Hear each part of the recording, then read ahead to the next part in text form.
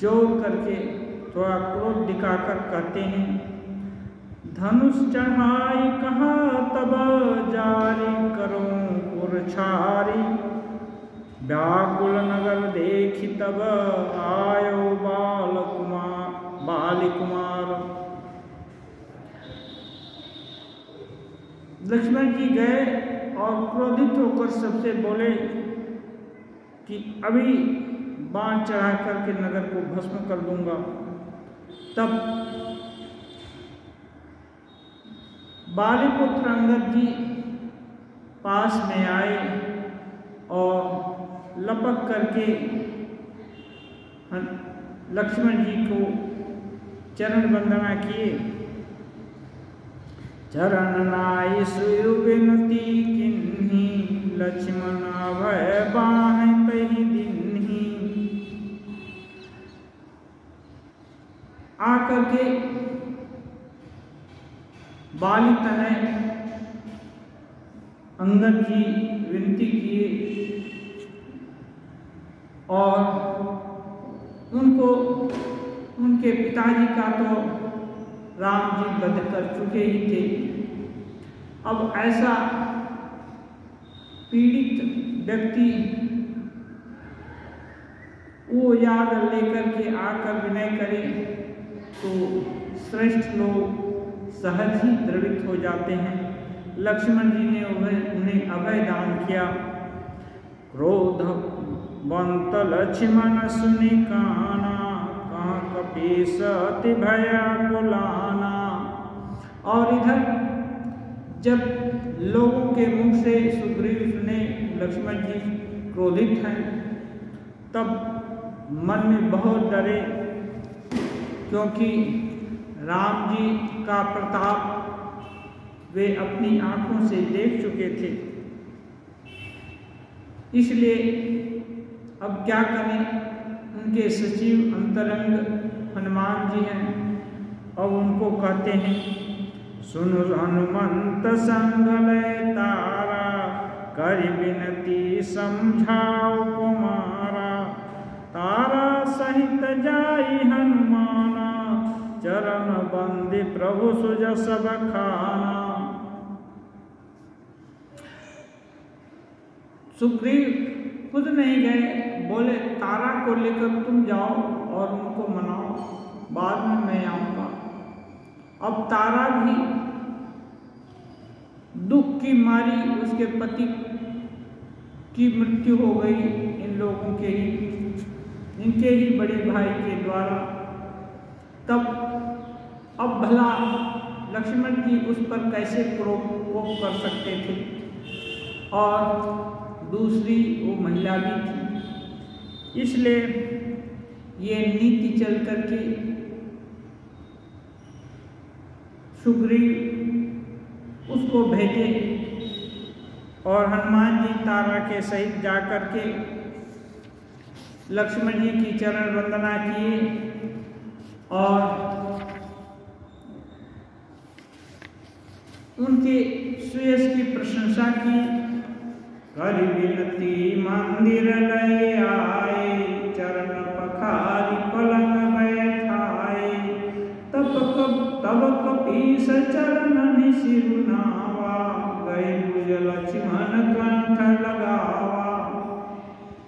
तब विनती करके हनुमान जी बुद्धिमानों में श्रेष्ठ उनको महल में ले गए और पैर धो करके पलंग पर बैठाए। और तब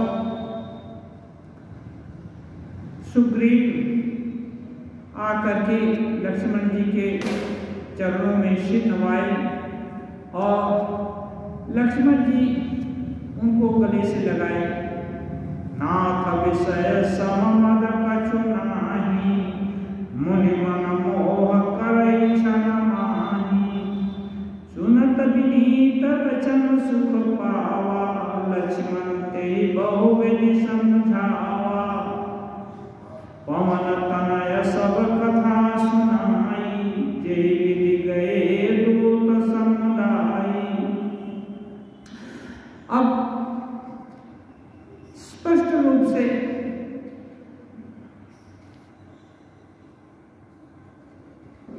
सुग्रीव लक्ष्मण जी को कहते हैं, हे नाथ, विषय ऐसा मद है कि इसको पा करके मुनि लोगों का भी मन मोहित हो जाता है। मैं तो निरा बंदर ही ठहरा, इसलिए मेरी भूल को माफ कर दिया जाए, मुझे मेरे दोष को क्षमा कर दिया जाए। और उनका विनम्र वचन सुनकर के लक्ष्मण जी अत्यंत सुखी हुए और उनको बहुत प्रकार से समझाए। तब हनुमान जी इसके थोड़ी ही देर आगे जहाँ यत्र तत्र दूत लोगों को भेजे थे, वो सब बातें लक्ष्मण जी के सामने रखे, बताए। हर्ष चले सुग्रीव तब अंगदादि कपि साथ, रामानुज आगे करी आए जहाँ रघुनाथ। अब लक्ष्मण जी को प्रसन्न देखकर कपिराज सुग्रीव अंगद आदि सबको साथ में लेकर लक्ष्मण जी के साथ राम जी के पास आए। नाई चरण सिरु कह कर जोरी, नाथ मोहि कछु नाही न खोरी। अतिशय प्रबल देव तो माया, छूटई राम करहु जम दाया। विषय वश्य सुर नर मुनि स्वामी, मैं पावर पशु कपि अति कामी। नारी नयन सर जाहि न लागा, घोर क्रोध तम निशि जो जागा। लोभ पास जहि गर न बधाया, सो नर तुम समान रघुराया।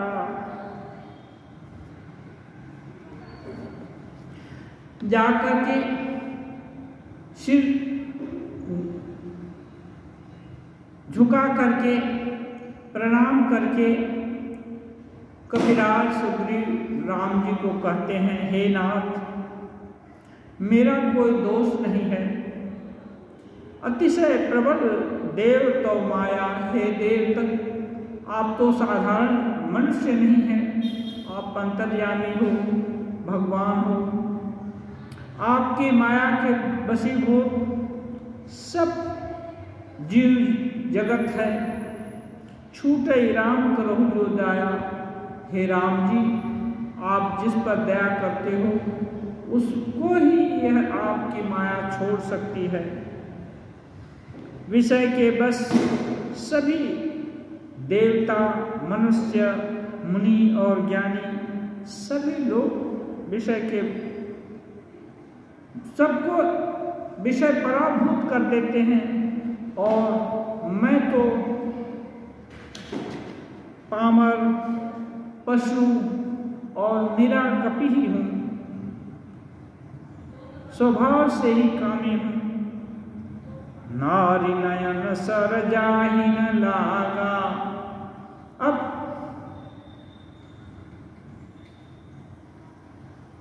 गोस्वामी तुलसीदास जी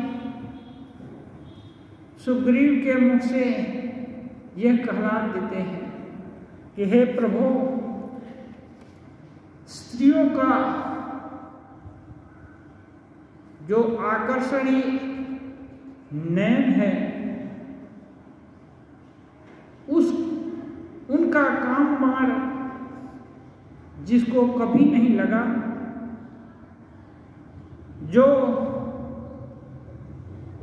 घोर क्रोध रूपी अंधकार को पाकर भी जो जगा रहता है, अर्थात अतिशय क्रोधित होने पर भी अलर्ट रहता है, सजग रहता है। लोभ पास जही गर न बधाया, जिनका गला लोभ के बंधन से कभी नहीं बंधा। हे प्रभु, वह आपके समान ही होगा, वह तो मुक्त पुरुष ही होगा। यह सुन करके राम जी बड़े प्रसन्न हुए। यह गुण साधन ते नहीं होई, तुम्हारी कृपा पाव कोई कोई। सुग्रीव यह भी कर रहे हैं। सुग्रीव के माध्यम से गोस्वामी जी हम सबको बतलाना चाहते हैं कि स्त्रियों के फंदे में जो मनुष्य कभी नहीं पड़ा और क्रोध में भी सदा सजग रहा और लोभ के बंधन से कभी नहीं फंसा, तो वह भगवान के बहुत करीब होगा। और यह गुण बिना भगवत कृपा से नहीं हो सकता है। इसलिए सुग्रीव कहते हैं, यह गुण साधन ते नहीं होई, तुम्हारी कृपा पाव कोई कोई। हे राम जी, यह सब दैवी गुण ये आपकी ही कृपा से संभव हो सकता है। यह साधन भजन करके आदमी नहीं प्राप्त कर सकता। तब रघुपति बोले मुस्काई, तुम प्रिय मोहि भरत जिमि भाई। अब सोई जतन करहु मन लाई, जय विधि सीता कै सुध पाई। तब राम जी मुस्कुरा कर कहते हैं, हे भाई, तुम वैसे ही प्रिय हो जैसे भरत के समान। भरत धर्म की धुरी हैं, उनके समान तुलना कर दी सुग्रीव की। तुम भरत जैसे मेरे भाई हो। अब मैं तुम पर बहुत खुश हूँ, क्योंकि तुमने अपनी कमियों को अंगीकार स्वीकार कर लिया। अब मुझे तुम पर कोई क्रोध नहीं है, मैं क्षमा कर देता हूँ। अब लेकिन वही उपाय करो जिससे सीता जी का संधान मिले। सीता कहाँ है ये पता लग जाए। यही विधि हो तब तक कही, आए बानर जोथ, नाना बरन सकल दिशि, देखिए की सबरोथ।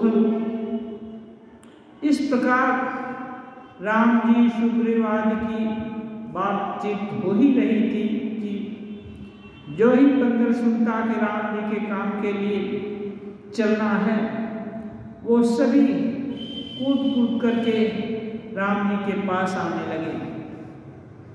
बानर कटक 10 उमा मैं देखा, सो मूर्ख जो करई चह लेखा। आई राम पद नाम ही माथा, निरखि बदन सब ना था। ये प्रसंग राम कथा शिव जी उमा को सुना रहे हैं और कहते हैं, हे उमा, वो बानरों की सेना मैंने देखी। किसकी सामर्थ्य जो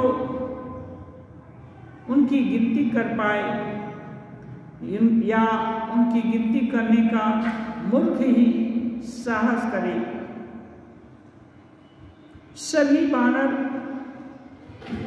आते हैं, राम जी को प्रणाम करते हैं और उनका सुंदर बदन देख करके सनाथ हो जाते हैं। अस कपि एक न सेना माही, राम कुशल जय पूछी नाही। ये तो असंख्य कपि आ रहे हैं, सभी प्रणाम कर रहे हैं और सभी राम जी को देख रहे हैं, लेकिन यहाँ एक बड़ी विचित्र बात गोस्वामी जी को कह रहे हैं, ऐसा कोई बानर नहीं आया जिससे राम जी ने कुशल क्षेम नहीं पूछा। अच्छे सेनापति सभी का व्यक्तिगत रूप से भी खोज खबर लेते हैं। राम जी तो मर्यादा पुरुषोत्तम श्री राम हैं, वे भला ऐसा क्यों न करें। यह कछु नहीं प्रभु कई अधिकाई, विश्वरूप व्यापक रघुराई। लेकिन असंख्य बंदर लोगों से, असंख्य वानरों से मिलना ये साधारण मनुष्य की बात नहीं है। इसलिए गोस्वामी जी कहते हैं प्रभु के लिए ये बड़ा कठिन बात नहीं है, क्योंकि रघुनाथ जी विश्व रूप और सर्वव्यापक हैं। इसलिए वो अनेक रूपों से, सबसे अनेक रूप धारण करके सभी से मानो मिल ले रहे हैं। ठारे जहाँ तहाँ सुपाई, कह सुग्रीव सबहि समझाई। राम काजु अरु मोर निहोरा, बानर योथ जाओ चंगोरा। सब आज्ञा पाकर सभी बंदर लोग खड़े हो गए और सुग्रीव तब आदेश देते हैं, कहते हैं देखो भाई, राम जी का एक कार्य है और मेरा भी अनुरोध है, तुम सब चारों ओर जाओ। जनक सुता कहूँ खोज हो जाई, मास दिवस माह आयो भाई। अवधि में तिजो बिनु सुधि पाए, आवै बनी सो मोहि मराए। सुग्रीव आदेश देते हैं, जाकर जनकसुता वैदेही को जाकर वो कहाँ हैं उनका सभी लोग पता लगाओ, लेकिन ध्यान रहे एक मास के अंदर ही पता लगाकर यहाँ आना है। जो बिना पता लगाए पहले ही लौट आएगा और अवश्य मेरे हाथों मारा जाएगा। बचन सुनत सब बानर, जहाँ तहाँ चले तुरंग। तब सुग्रीव बुलाए अंगद नल हनुमंत। सुग्रीव का आदेश पाकर के बानर जहाँ तहाँ विभिन्न दिशाओं में चल दिए। तब सुग्रीव ने अंगद, नल, हनुमान आदि प्रधान प्रधान बानर यूथकों को बुलाया।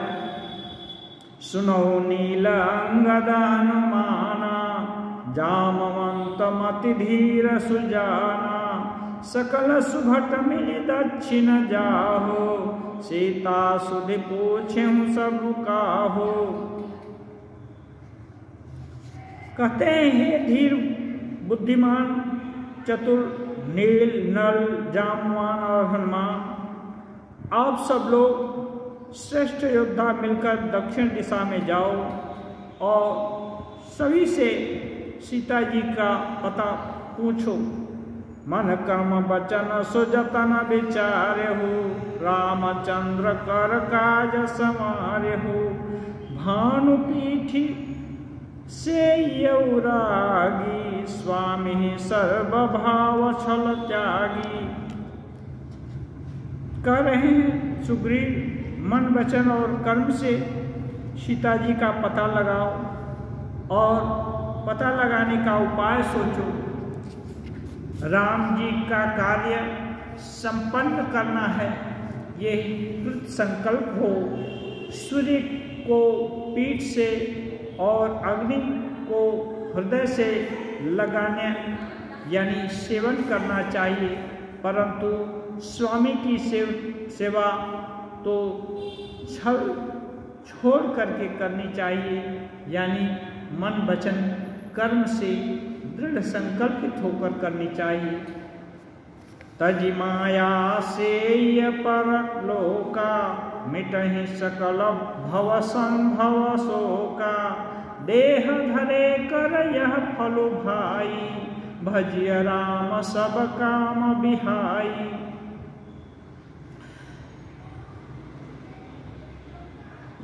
सुग्रीव सभी यूथप श्रेष्ठ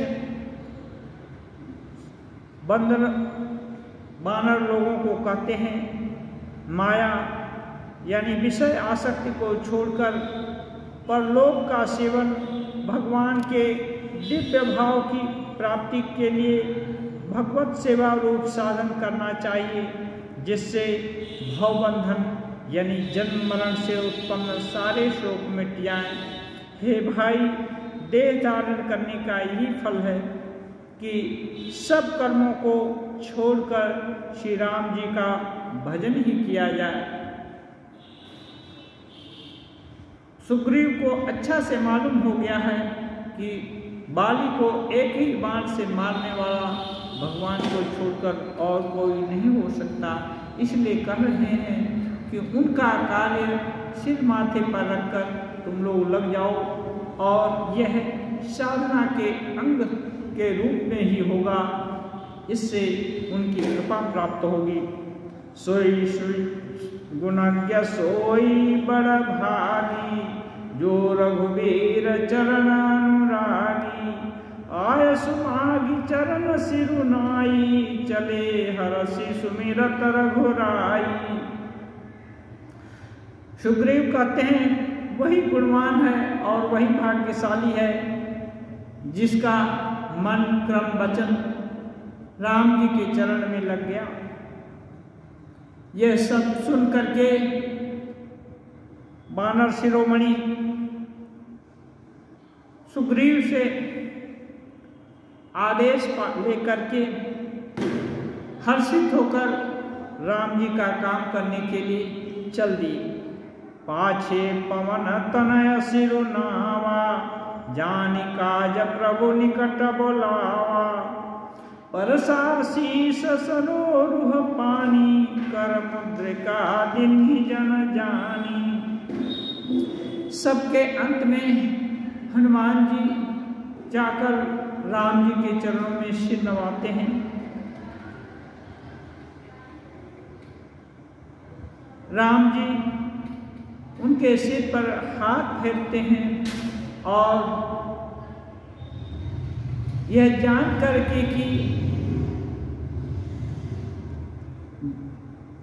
यह सीता के अनुसंधान का कार्य राम हनुमान जी के द्वारा ही सफल होने का है, ऐसा जान करके, ऐसा सोच करके वे अपने उंगली से मुद्रिका निकाल करके उनके हाथ में दे देते हैं।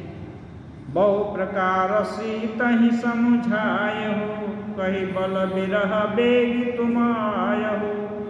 और उपदेश भी करते हैं, देते हैं कि बहुत प्रकार से सीता को समझाना और मैं कितना उनके लिए दुखी हूँ, ये मेरा दुख भी बताना और बल भी बताना कि तुम सब लोग उनके लिए मेरे साथ हो, हाँ, और मेरा भी बल बताना।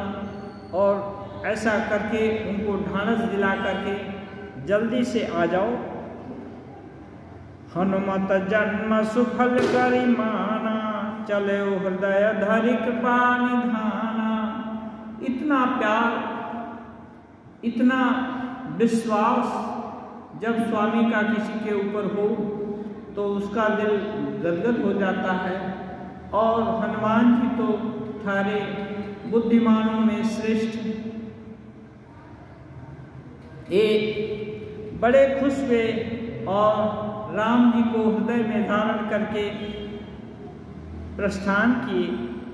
यद्यपि प्रभु जानत सब बाता, राजनीति राखत सुरत्राता। अब गोस्वामी जी कहते हैं कि यद्यपि भगवान अंतर्यामी है, सर्वज्ञ सर्वशक्तिमान सर्वसमर्थ हैं, सब कुछ जानते हैं, फिर भी राजनीति है। मनुष्य देह धारण किए हैं तो मनुष्य को किसी की सहायता, किसी के साथ संपर्क एक करना होता है। अकेला चना भार नहीं फोड़ता, सबके सहयोग से कोई श्रेष्ठ कार्य करना। ऐसे ही है, मानो सबके शक्ति को जागृत कर देना और सबको उत्साहित कर देना और सबके जीवन को सफल बना देना।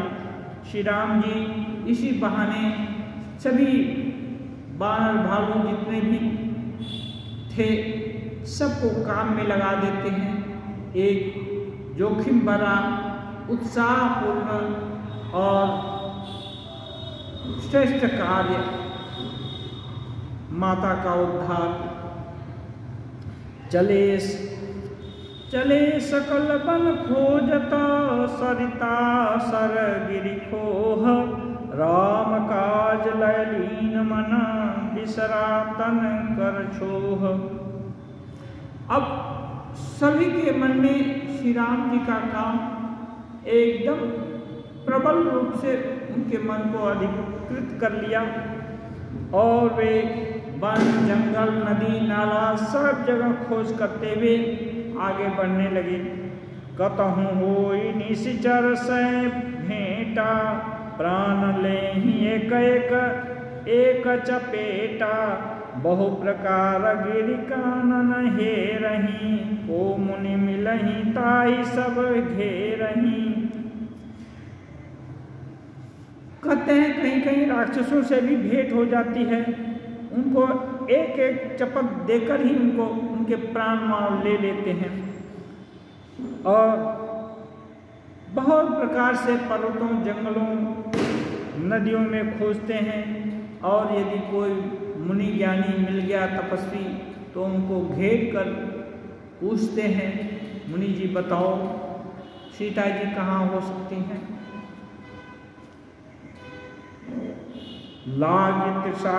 तिसया कुलानी, मिलई न जल बन गहन भुलानी, मन हनुमान किन्न हनुमाना, मरण चाहत सब बिनु जल पाना। खोजते खोजते ये लोग इतने लवलीन हो गए, इनको दिशा का भी ज्ञान नहीं रहा। और एक दिन बहुत प्यास सबको लग गई, कहीं पानी नहीं दिखता है। हनुमान जी विचार किए, लगता है बिना पानी के सभी के प्राण जाएंगे। तब वे सोचे उपाय, क्या उपाय हो सकता है। चढ़ गिरे शिखर चहु दिश देखा, भूमि विवर एक कौतुक पेखा, चक्रवाक बक हंस उड़ाही, बहुतक खग प्रविशहित माही। तब वे अनुमान किए जहाँ भी पानी होगा वहाँ पक्षी जरूर उड़ेंगे, इसलिए ऊंचे पर्वत पर चढ़ गए और वहाँ से चारों तरफ देखने लगे। फिर उन्होंने अनुमान किया एक सुरंग, एक गुफा जैसा दिखा और उस गुफा में बहुत सारे पक्षी जा रहे हैं और आ रहे हैं। ये देख करके उनको अनुमान हुआ जरूर पक्षी हैं तो वहाँ कहीं आसपास पानी होगा। गिरते उतरी पवन सुतावा, सब कौन लय सोई विवर देखावा। तब हनुमान जी शिला पर्वत से उतर करके सबके पास आए और उसी दिशा में जाकर सबको गुफा दिखाए। आगे कहे हनुमंत ही लीना, बैठे विवर विलंब न किन्हा। अब सभी लोग प्यास के इतने तृषित थे कि और विचार कुछ ना करके हनुमान जी को आगे लेकर सभी उसमें घुस गए। दीख जाए उपमन पर सर विकसित बहुकंज मंदिर करुचिर तहाँ बैठी नारी तप कुंज। बहुत अंदर जाकर उन्होंने देखा एक बगीचा बड़ा सुंदर है और एक तालाब भी है जिसमें बहुत तरह के कमल खिले हुए थे। वहाँ एक सुंदर मंदिर भी था जिसमें तपोमूर्ति एक स्त्री बैठी हुई तपस्या कर रही थी। दूर ताहि सबनी सिरुनावा पूछे निज वृत्तांत सुनावा तेहि तब कहा करहु जलपाना खाओ सुरस सुंदर फल नाना। वो तपस्विनी ने जब इशारे से पूछा, उसको सभी लोगों ने दूर से ही सिर झुका करके प्रणाम किया और अपना वृत्तांत सुनाया। हम लोग सीता जी के खोज में बाहर निकले हैं, प्यास से प्राण जा रहा है, देखा यहाँ पक्षी उड़ रहे थे इसलिए इसमें घुस गए। उसने कहा प्रेम से सभी लोग जलपान करो और बगीचों से सुंदर फल खाओ। मज्जन किन्ह मधुर फल खाए दास निकट पुनि सब चली आए। सभी ने स्नान भी किया, बहुत थके हुए थे, जलपान किया, स्नान किया, फल खाए और जब खा पी करके बलवान हो गए तो पुनः तपस्विनी माता के पास लौट आए। तेई सवा अपनी कथा सुनाई मैं अब जाब जहाँ रघुराई।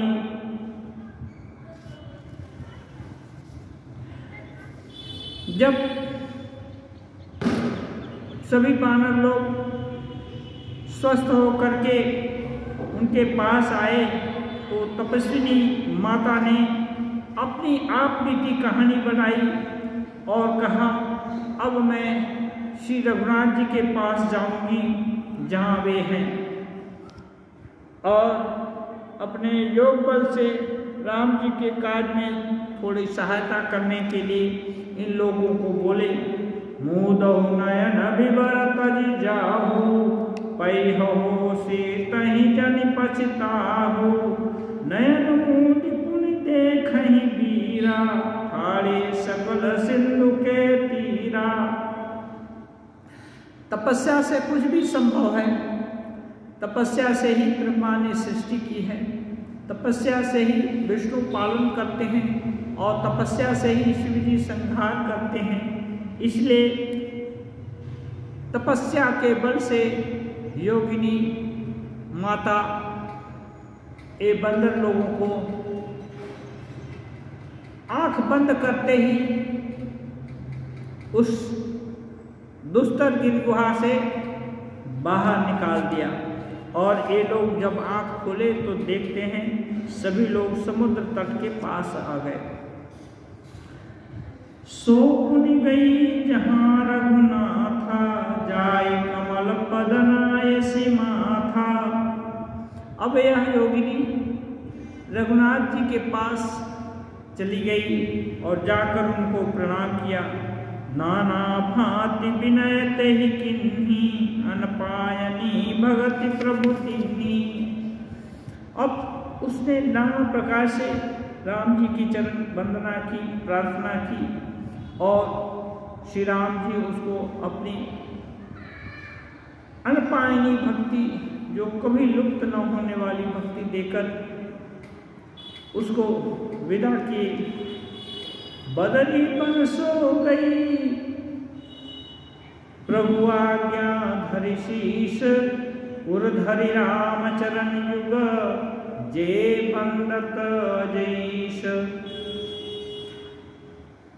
प्रभु जी की आज्ञा सिर पर धारण करके श्री राम जी के युगल चरणों की वंदना करके वह बद्रिका आश्रम में गई श्री राम जी के उन चरण कमलों को जिन्होंने ब्रह्मा आदि देवता जिनकी वंदना करते रहते हैं, उनको अपने चरण कमल में धारण करके वह बद्रिका आश्रम को चली गई। यहाँ विचार ही कपि मन माही, बीती अवधि काज कछु नाही।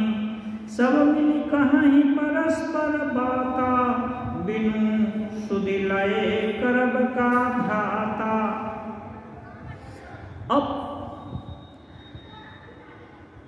जितने पानर भालू थे ये लोग बाहर आ गए थे समुद्र के किनारे और परस्पर बात कर रहे हैं।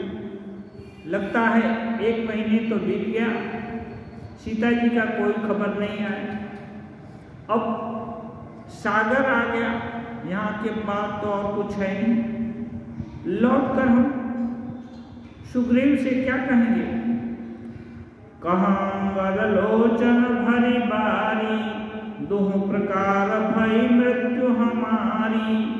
यहाँ न सुधि सीता कह पाई, वहाँ गए मारी कपिराई। अंगद कह रहे हैं कि दोनों प्रकार से हमारी तो मृत्यु होगी, क्योंकि सुग्रीव जो भी हैं राम जी के अभय देने के कारण मेरे ऊपर क्रोधित नहीं है, लेकिन सीता जी का संतान नहीं हुआ तो अवश्य मुझको ही मार डालेंगे। यहाँ सीता जी की भी सुधि नहीं मिली और उधर लौटने से भी मार देंगे। पिता बधे परमारत मोहि, राखा राम निहोर न ओहि। पुनि पुनि अंगद तुम सब पाहि, मरण भयो कछु संशय नाही। करें अंगद वे तो पिता के वध होने पर ही मुझे मार डालते, लेकिन राम जी ने मेरी रक्षा की, इसमें सुग्रीव का कोई एहसान नहीं है। बार बार अंगद अपना दुख सुनाने लगे और सभी लोग उनको घेर करके बैठ गए। अंगद बचन सुनत कपि बीरा, बोली न सकहि नयन बह नीरा। क्षण एक सोच मगन होई रहे, पुनियस बचन कहत सब भाए। अब अंगद को अपने पिता की मृत्यु याद आ गई, सब घटनाएं याद आ गई। अब हर तरह से मरना निश्चित जान करके शोक कर रहे हैं। उनको घेर कर बाकी सब बंदर बैठ गए और थोड़े देर के लिए वे लोग भी स्तब्ध हो गए, कोई कुछ नहीं बोल रहा है। सबके आंखों में ये बालिवधन की जो परिणति थी, सब बातें याद हो गई और सभी के नेत्र दुख से भीग गए। हम सीता कह सुधि, हम सीता कह सुधि लिन्हे बिना, नहीं जी हैं। वे कहते हैं हम सीता के सुधि को लिए बिना नहीं जी सकते हैं।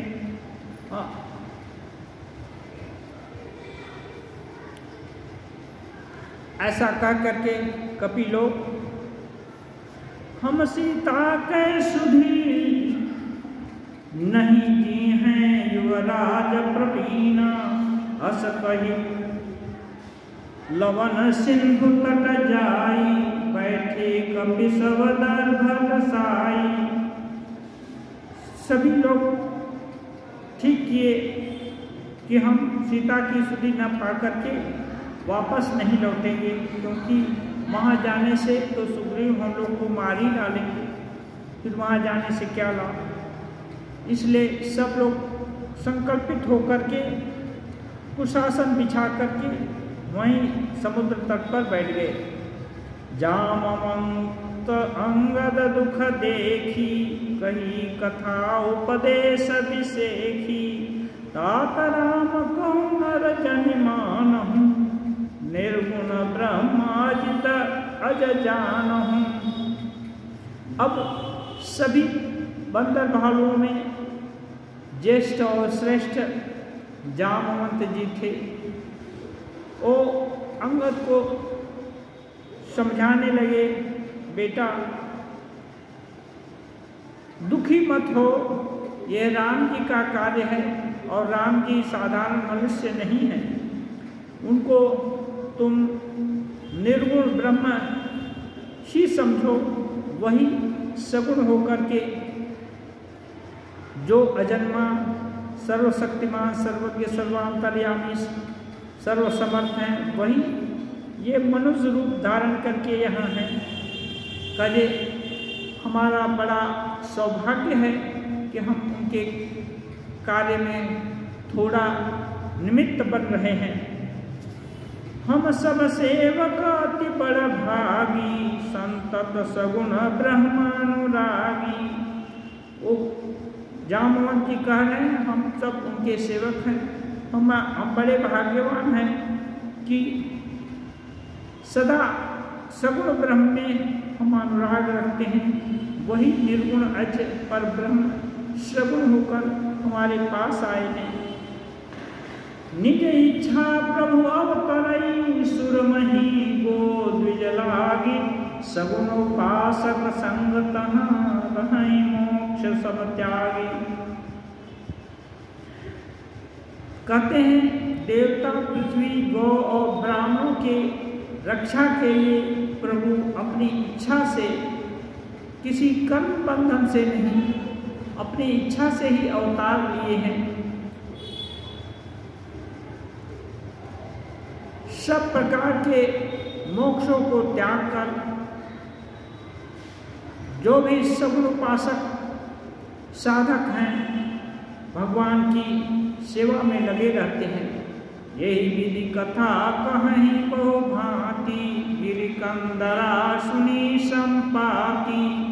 बाहिर होई देखी बहु कीसा, मोहि आहार दिन जगदीशा। ये सब वार्तालाप हो रही थी बहुत प्रकार से, और थोड़े थोड़ा आवाज़ जब एक साथ मिलता है तो बहुत बड़ी आवाज़ हो जाती है। एक आवाज़ धीरे धीरे विशाल रूप धारण करके एक गिरिकंदरा में घुसी, और वहाँ संपाति नामक एक पक्षी प्रबल रहते थे। गिद्धराज संपाति रहते थे, उनके कानों में पड़ी। तब वो बाहर आकर के देखे इतने बंदर आए हैं। तब वो बड़े खुश हुए और बोल उठे कि आज भगवान ने मुझको बहुत सा आहार भेज दिया है। आज सबहि कह भक्षण करम, दिन बहु चले आहार बिन मरम। वो प्रकट रूप से बोलते हैं आज सबको खाऊंगा, बहुत दिन हुआ अच्छा से खाना नहीं मिला। कबहु न मिली भर्यो दराहारा, आज दिन विधि कहीं बारा। ब्रह्मा जी भी बहुत दयालु हैं, कभी एक दिन भी पेट भर करके भोजन नहीं दिए, आज लेकिन भर भर करके बहुत सा भोजन दे दिए। डर पे गीध बचन सुनि काना, अब भा मरण सत्य हम जाना। विराट गिद्धराज की वाणी सुनकर सभी वानर लोग डर गए और मन ही मन विचार करने लगे, लगता है अब हमारा मरण निश्चित है। कपि सब उठे गीध कहाँ देखी, जामवंत मन सोच विसेखी। सभी वानर लोग उठ बैठे और यह अवस्था देखकर जामवंत जी सोच में पड़ गए। कहाँ गद विचारि मन माही, धन्य जटायु सम को नाही। कुछ विचार करके एक जो पक्षी राज गरुड़ के समान गिद्धराज संपाति को देखकर उनको याद आया कि इसी के समान तो जटायु थे, और तब वो अब बोल उठे कि हाँ, धन्य जटायु ही धन्य है जो कि राम जी के काम के लिए अपना शरीर छोड़ दिए। राम काज कारण तनु त्यागी, हरिपुर गयो परम बड़ भागी। वे गिद्धराज राम के काम के लिए, सीता जी की रक्षा के लिए युद्ध किए और स्वर्ग को, अपने परम धाम को चले गए। सुनि खगहरस शोक जुत बानी, आवा निकट कपिन भय मानी। जटायु का नाम सुन करके पक्षी संपाति को बड़ा आश्चर्य लगा, क्योंकि जटायु उसका भाई था और उसको दुख भी हुआ कि उसकी मृत्यु का समाचार वो सुन रहा है। तो उसके विषय में उसकी जिज्ञासा हुई और थोड़ा इन लोग के पास आया। पास आते देख करके बंदर भालू बहुत डरे और उससे दूर भागने लगे। तिनहि अभय करि पूछे सी जाई, कथा सकल तिन ताई सुनाई। तब गिद्धराज उनको अभय दिया कि नहीं, मैं नहीं खाऊंगा। अच्छा, तुम लोग ठीक ठीक बताओ, जटायु को तुम लोग कैसे जानते हो? तो सभी अंगद आदि वानर लोगों ने कैसे जटायु सीता जी के लिए संघर्ष करते हुए प्राण त्याग किए, वो सब यथावत वर्णन कर दिए। मोहि ले जाओ सिंधु तट, देव तिलांजलि ताहि, बचन सहाय कर विमय, पैहु खोजौ जाई। तब संपाति बोला, सब लोग उठाकर मुझको समुद्र तट पर ले चलो, वो तो मेरा भाई है, मैं उसको जलांजलि दूंगा। और ऐसा करने के बाद मैं बल से तो नहीं, लेकिन वचन से मैं भी तुम्हारी कुछ सहायता करूंगा। अनुज क्रिया करि सागर तीरा, कहि निज कथा सुनहु कपि बीरा। जाकर के भाई को जलांजलि आदि दे करके उसने सभी कपि योद्धाओं को अपनी कथा बताई। अब यह कथा बहुत सरस और रोचक है, इसका वर्णन हम अगले अध्याय में करेंगे। ध्येयं सदा परिभवग्नमभीष्टदोहं, तीर्थास्पदं शिवविरिञ्चिनुतं शरण्यं, भृत्यातिहं प्रणतपालभवाब्धिपोतं, वन्दे महापुरुषते चरणारविन्दं, वन्दे महापुरुषते चरणारविन्दं। त्यक्त्वा सुदुष्टज सुरेप्सितराजलक्ष्मी, धर्मिष्ठार्य वत्साय गदाधरण्यं, मायामृगं दैत्यैप्सितमन्वधावत्। वन्दे महापुरुषते चरणारविन्दं, वन्दे महापुरुषते चरणारविन्दं, वन्दे महापुरुषते चरणारविन्दम्।